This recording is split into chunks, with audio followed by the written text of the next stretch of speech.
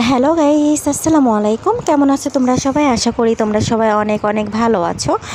আমি তোমাদের মাঝে চলে আসলাম বৃষ্টি কিচেনে তোমাদেরকে স্বাগতম। আজকে চলে আসলাম বাড়িতে বেঁচে যাওয়া কিছু সবজি দিয়ে পাঁচমিশালি সবজি ভর্তা। এতটাই দুর্দান্ত মজা যে তোমরা না খেলে বুঝবে না। অবশ্যই ভিডিওটা না টেনে লাস্ট পর্যন্ত দেখার অনুরোধ রইল। আর অবশ্যই আমার চ্যানেলটিকে তোমরা সাবস্ক্রাইব করে রেখো, যাতে এরকম আরও নেক্সট টাইম ভিডিও পেতে অবশ্যই চ্যানেলটিকে তোমরা সাবস্ক্রাইব করে রাখবা। তো ফ্রেন্ডস, আমি এখানে ফার্স্ট টাইম নিয়ে নিয়েছি ঝিঙে। আমি যেহেতু বললাম আজকে পাঁচমিশালি সবজিটাও বেঁচে যাওয়া, তোমরা দেখতেই পারছো এগুলি একটু শুটকি বা বিভিন্ন রকম হয়ে গেছে। তোমরা দেখতে পারছো একটু শুটকি টাইপের হয়ে গেছে। তো এগুলো আমরা ফেলে দিব কেন? আজকাল সবজির যে দাম, এতটাই দাম যে কোনো কিছুই আসলে ফেলে দেওয়া যায় না। এর জন্য আমি এখানে ঝিঙেটা খুব ভালোভাবে ছুলে কুচি করে কেটে নেব। এইভাবে করে সবগুলো সবজি আমি নিয়ে নিব। আপনারা অবশ্যই দেখতে পারছেন। আর সমস্ত ভিডিওটা দেখানো সম্ভব না, কারণ প্রচণ্ড লং হয়ে যাবে ভিডিওটা। তার জন্য যতটা শর্টকাটে আপনাদেরকে দেখানো যায় সেটি চেষ্টা করছি। তো বন্ধুরা, আমার এই রেসিপিটি কেমন হবে তোমরা দেখে অবশ্যই জানিও। আর যারা আমার চ্যানেলটিকে সাবস্ক্রাইব করেছো তাদেরকে অসংখ্য ধন্যবাদ। আর যারা করনি তারা অবশ্যই করে দিও নিত্য নতুন ভিডিওর আপডেট পাওয়ার জন্য। তো আমি এখানে নিয়ে নিয়েছি বেগুন। তোমরা দেখতে পাচ্ছ বেগুনটাও কিন্তু একটু শুটকি টাইপেরই। তোমাদেরকে আমি আগেই বলে দিয়েছি, মানে বাড়িতে বেঁচে থাকা যেগুলি সবজি, সেই সবজি দিয়ে আজকে আমরা এই ধরনের ভর্তা তৈরি করব।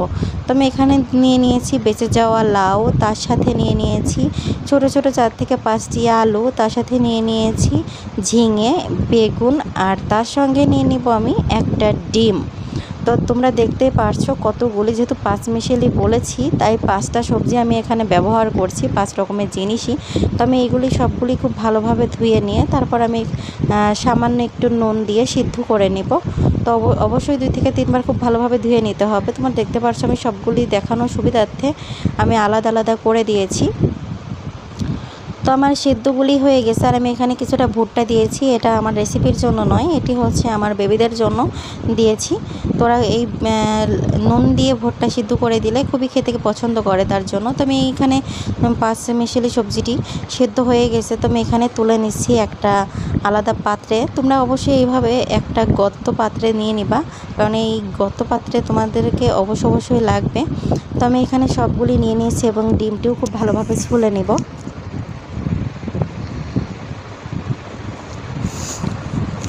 তো আমি যেই দিন এই ভর্তাটি করি সেই দিন, মানে কি বলবো, আমার ভাত 6টি পড়ে। যতই বেশি করে রান্না করি না কেন 6টি পড়ে। তো তোমরা যদি এইভাবে করে নাও তাহলে অবশ্যই তোমাদেরও শর্ট পড়বে, গরুর মাংসও ফেল মেরে যাবে। এতটাই দুর্দান্ত মজা হবে। তো আমি এখানে তোমরা দেখতে পাচ্ছ নোড়া বা শিল, তোমরা যেটাই বলো না কেন, আমাদের কুষ্টিয়ার ভাষায় এটাকে শিল বলা হয়। তো আমি এই শিলটি খুব ভালোভাবে ধুয়ে নিয়েছি এবং তার সাথে আমি খুব ভালোভাবে ধুয়ে নিয়ে, যেহেতু বললাম তোমাদের একটা গর্ত পাত্র লাগবে, তাই সেই যাতে একটু শিলানো যায় তার জন্য। তো আমি এই শিলটা দিয়ে খুব ভালোভাবে, তোমরা দেখতে পারছো কীভাবে ট্যাপ করে নিচ্ছি। তো খুব ভালোভাবে ট্যাপ করে নিতে হবে যতক্ষণ পর্যন্ত না গলে। তো যেহেতু সিদ্ধ সবজি তার জন্য বেশি টাইম লাগবে না, জাস্ট 2 থেকে 3 মিনিটেই খুব ভালো ফিনিশিং হয়ে গেছে। তো তোমরা দেখতে পারছো কতটা সুন্দর ফিনিশিং হয়ে গেছে। তো আমি এখানে কিন্তু এখনও কোনো মশলা অ্যাড করিনি বা কোনো হলুদও অ্যাড করিনি।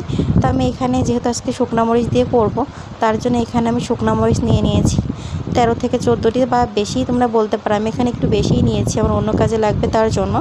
তো আমি খুব ভালোভাবে মরিচগুলোকে ভেজে নিব। তো ভেজে নেওয়ার পর আমি এখন চলে যাচ্ছি পাটাতে আমি বড় সাইজের 2টা পেঁয়াজ দিয়ে দিয়েছি এবং তার সাথে বড় রসুন দিয়ে দিয়েছি 1 পিস, দিয়ে খুব ভালোভাবে মিহিন করে বেটে নিতে হবে। তোমরা দেখতে পারছো আমি কীভাবে সব কিছু করে নিচ্ছি। আর এইভাবে তোমরা অবশ্যই চেষ্টা করবে ব্লেন্ডারে না দেওয়ার, কারণ ব্লেন্ডারে যদি দেওয়া হয় এই মশলাটি অতটা স্বাদ হবে না বা এই ভর্তাটি অতটা স্বাদ হবে না। তো বন্ধুরা, অবশ্যই তোমরা কিন্তু বেটে নিবে আর ব্লেন্ডারে দিবে না। তো আমি বাটা হয়ে গেছে। এই পর্যায়ে আমি যে মরিচগুলোকে ভেজে রেখেছিলাম সেই মরিচগুলোকে এখন খুব ভালোভাবে বেটে নিতে হবে সামান্য একটু পানি দিয়ে।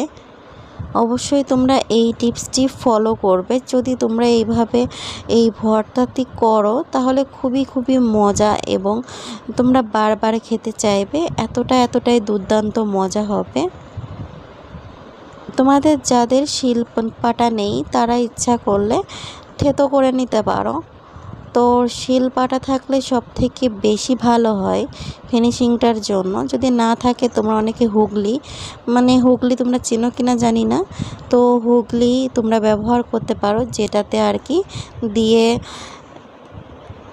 কি বলে আমিও বলতে পারছি না, তো ঘুটে নিলেই হয়ে যায়। তো ঠিক তোমরা সেভাবে চেষ্টা করবে। খুবই ইজি এই রেসিপিটি। আজকাল সবজি এতটাই দাম বেড়ে গেছে যে আসলে কোনো কিছু ফেলে দেওয়ার মতো না।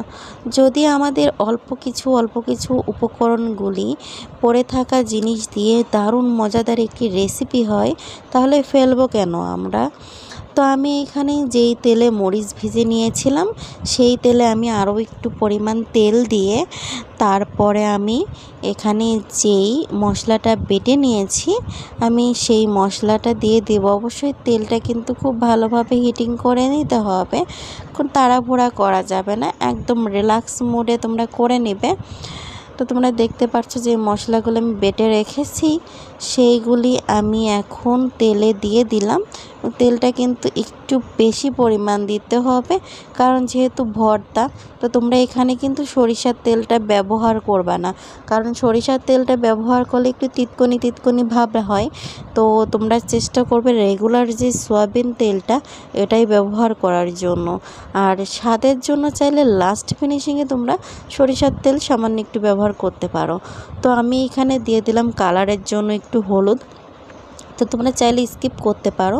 তো যেহেতু হলুদটা দিলে খুবই ভালো হবে, তার জন্য অবশ্যই এখানে হলুদটা দিয়ে দিব। তো এখানে দিয়ে দিচ্ছি কিছুটা পরিমাণ ধনিয়া গুঁড়া। তো আপনারা যতটুকু নেবেন ঠিক ততটুকু অনুযায়ী সমস্ত মশলাগুলিকে অ্যাড করে দিবেন।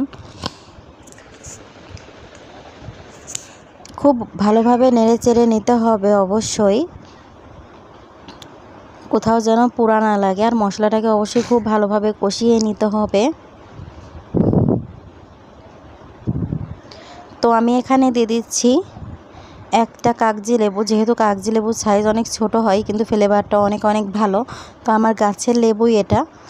তো আপনারা চাইলে বাজার থেকে কিনে এনেও দিতে পারেন, তবে বাড়ির জিনিস সব থেকে মজা আলাদা হয়। তো আমি লেবু চিপে তার সাথে লেবুর খোসাগুলিও দিয়ে দিলাম।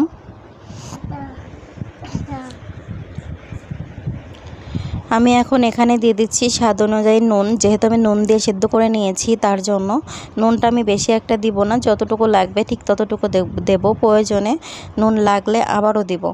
তো আমি যেইগুলি ছেঁচে রেখেছিলাম সেগুলি আমি এখানে দিয়ে দিচ্ছি। ছেঁচাটা আপনারা বোঝেন কিনা বা থেতো করে রেখেছিলাম সেগুলি আমি এখানে দিয়ে দিলাম। দিয়ে এখন খুব ভালোভাবে নেড়ে চেড়ে নিচ্ছি। অবশ্যই খুব ভালোভাবে নেড়ে নিতে হবে, যতক্ষণ পর্যন্ত তেলটা না বের হয় ততক্ষণ পর্যন্ত খুব ভালোভাবে নাড়াচাড়া করে নিতে হবে। একটু সময় নিয়ে করবেন, তাড়াহুড়া করবেন না, তাড়াহুড়া করলে হয়তো বা ভালো হবে না, এর জন্য চেষ্টা করবেন একটু সময় নিয়ে করার জন্য। আর আমি এখানে দিয়ে দিয়েছি কাগজি লেবুর পাতা। দেখতে পাচ্ছেন কতটা ছোট পাতা, আর অরিজিনাল কাগজি লেবুর গাছ এটি দেখলেই বোঝা যায়। আর যাদের অরিজিনাল কাগজি লেবুর গাছ লাগবে আমাকে কমেন্ট করবেন এবং ঠিকানা দিয়ে দিবেন, আমি সেই অনুযায়ী পাঠিয়ে দিতে পারবো। তো খুব ভালোভাবে অবশ্যই নিয়ে নিতে হবে।